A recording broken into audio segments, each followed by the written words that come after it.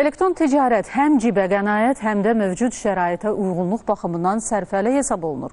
Son illər ölkəyə gətirilən və göndərilən bağlamaların sayında xeyli azalma müşahidə edilib. Sürətli poçt fəaliyyəti üzrə verilən lisenziyalar isə artıb. Buna səbəb nədir? Əməkdaşımız Sədaqət Süleymanın reportajında cavab tapmağa çalışacaq. Kargo xidməti göstərən firmalar, iri şirkətlər, vətəndaşların istədikləri ölkədən ehtiyac duyduğu məhsulu əldə edə bilmələri üçün ən rahat və güzəştli vasitə sayılır.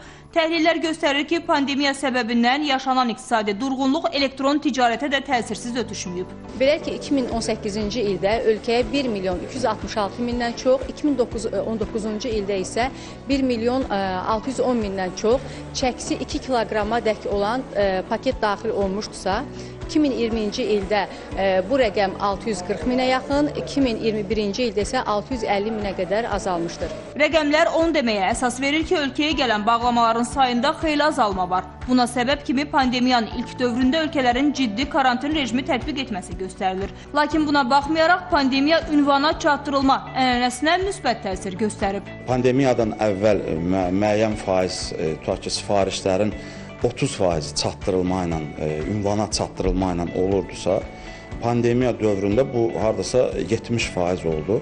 Azərbaycan daxili çatdırılmalarda bizim şirkətin yəni bir simvolik rəqəmlə ünvana çatdırılma xidməti mövcuddur. Ölkədən çıxan bağlamaların sayına gəlincə burada ciddi fərq yoxdur. 2018-ci ildə 25 min, 2019-cu ildə 30 min, 2020-ci ildə 22 min, ötən il isə 23 minə yaxın kiçik paket ölkədən çıxıb. Maraqlısı odur ki, pandemiyada elektron ticarətin daha əlverişli olması sürətli poçt fəaliyyəti üzrə verilən lisenziyaların artımına təsir edib.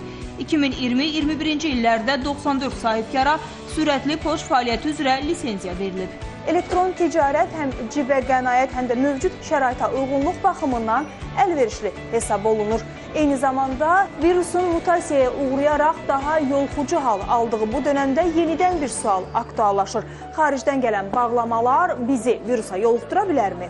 Xeyr, elə bir şey yoxdur.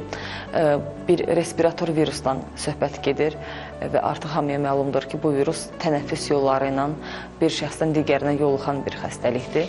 Bu səbəbdən xaricdən əldə etdiyimiz istər kargo, bağlamalar və s.